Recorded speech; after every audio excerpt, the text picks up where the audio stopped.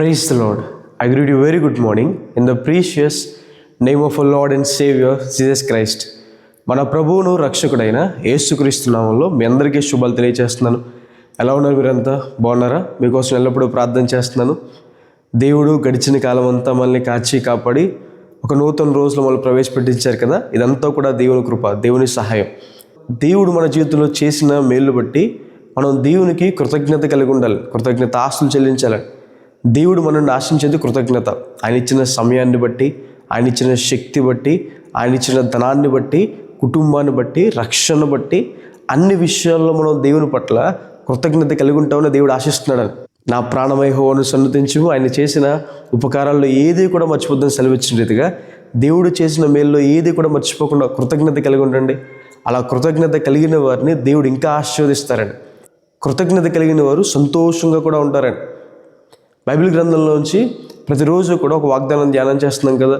ఈరోజు కూడా ఒక వాగ్దానం ధ్యానం చేద్దాం. చూడండి, బైబిల్ చూసిన వాళ్ళంతా ఓపెన్ చేయండి. కీర్తన గ్రంథము 27వ అధ్యాయము 10వ వచనం.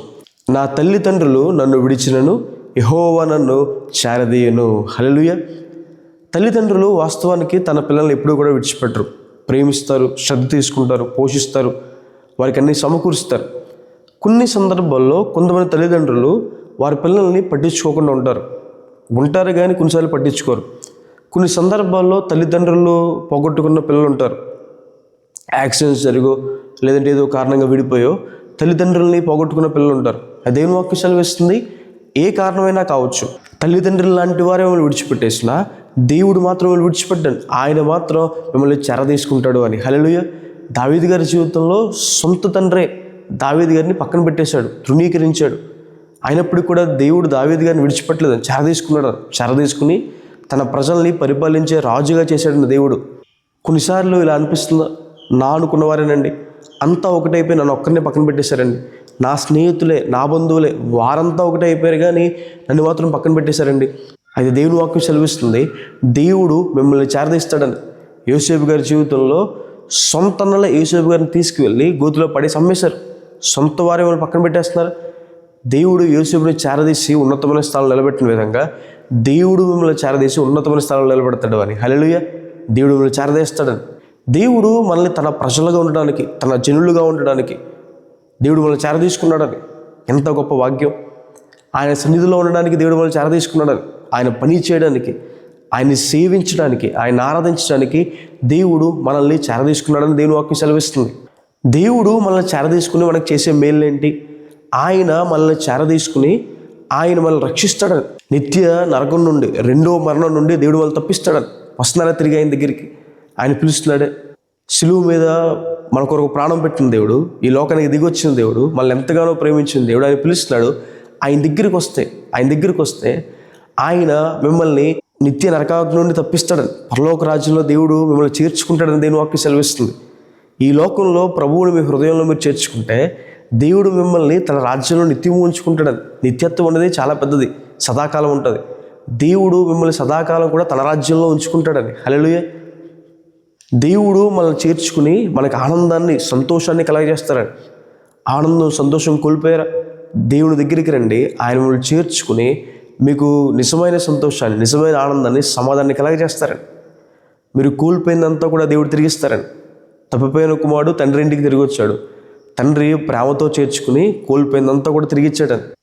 యోనాతాను కుమారుడైన మెఫీబోషెతుని దావీదు చేర్చుకుని తన బల్ల యొద్ద కూర్చోబెట్టుకుని మెఫీబోషెతుకి తన పొలాన్ని అంతా కూడా తిరిగిస్తాడు. మనందరినీ కూడా దేవుడు ఆయన పక్కన కూర్చోబెట్టుకునేలా దేవుడు వాళ్ళు చేర్చుకున్నాడు. పరలోక రాజ్యంలో ఆయనతో పాటు ఉండేవారిలాగా, అలాగే మనం కోల్పోయిందంతా తిరిగి పొందుకునేవారిలా దేవుడు మనల్ని చేర్చుకున్నాడని. అలా ఉండడానికి దేవుడు వాళ్ళు చేర్చుకున్నాడని. బైబిల్లో జలోదర రోగం కలిగిన ఒక వ్యక్తి క్రీస్తు ప్రభువు వారి దగ్గరికి వస్తాడు. వచ్చినప్పుడు ఆ వ్యక్తిని ఎవరో కూడా చేర్చుకోవడానికి ఇష్టపడరు ఆ సమయంలో. కానీ క్రీస్తు ప్రభువు వారు అతన్ని చేర్చుకుని అతన్ని స్వస్థపరుస్తారని. ఈరోజు దేవుడు మిమ్మల్ని చేర్చుకుని ఆయన ముట్టి స్వస్థపరుస్తారని. ఏ విధమైన అనారోగ్యం గుండా మీరు వెళ్తున్నా, మానసికంగా కానీ, శారీరకంగా కానీ, ఆత్మీయంగా కానీ, ఎటువంటి బలహీనత గుండా మీరు వెళ్తున్నా దేవుని దగ్గరికి రండి. ఆయన మిమ్మల్ని చేర్చుకుంటాడు. ఎవరు మిమ్మల్ని పక్కన పెట్టేసినా ఆయన మిమ్మల్ని చేర్చుకుని మిమ్మల్ని స్వస్థపరుస్తాడని, మిమ్మల్ని ఉన్నతమైన స్థానంలో నిలబెడతాడని. కాబట్టి ఈ వాగ్దానం విశ్వసించండి. దేవుడు మిమ్మల్ని చేర్చుకుంటాడు. ఎవరు పక్కన పెట్టేసినా, ఎవరు తృణీకరించినా ఆయన మిమ్మల్ని చేర్చుకుంటాడు. ఆయన మిమ్మల్ని తన ప్రజలుగా ఉండడానికి మిమ్మల్ని చేర్చుకున్నాడు. ఆయన సన్నిధిలో ఉండడానికి దేవుడు మనల్ని చేర్చుకున్నాడు. ఆనందాన్ని, సంతోషాన్ని కలగజేయడానికి దేవుడు మనల్ని చేర్చుకున్నాడు. మనం కోల్పోయిందంతా తిరిగి ఇవ్వడానికి దేవుడు మనల్ని చేర్చుకున్నాడు. నిత్య నరకాగ్ని నుండి తప్పించడానికి దేవుడు మనల్ని చేర్చుకున్నాడు.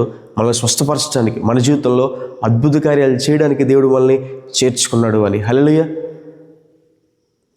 ప్రార్థన చేసుకుందాం. చూడండి. సర్వశక్తి మందిరా, జీవం గల దేవేశ ప్రభువా, మీకు వేలాది వందనాలు యేసయ్యా. ఈరోజు ఈ వాగ్దానం ద్వారా మాతో మాట్లాడినందుకు దేవా ప్రభువా, మీకు వేలాది వందనాలు. ప్రియులు ఎంతమంది అయితే ఈ వాగ్దానం వీక్షించారో ప్రభువా, వారి జీవితంలో మేలు చేయండి. మీ సహాయాన్ని, సహకారం అందించబడిన దేవా బ్రతిమాలుకుంటున్నాను యేసయ్యా ప్రభువా. మీ కృప వారి మీద ఉంచండి అయ్యా ప్రభువా. మేలుతో వాళ్ళు తృప్తిపరచండి. మీ సహాయం వారికి దయచండి. గొప్ప కార్యం వారి పట్ల చేయకుండా దేవా ఈ రోజు అంతట్లో ప్రభువా యేసయ్యా మీ తోడు వరకు ఉంచుకోండి. గొప్ప కృపను అనుగ్రహించమని యేసు నామమున అడిగి వేడుకుంటున్నాను తండ్రి. ఆమేన్. God bless you. God bless India.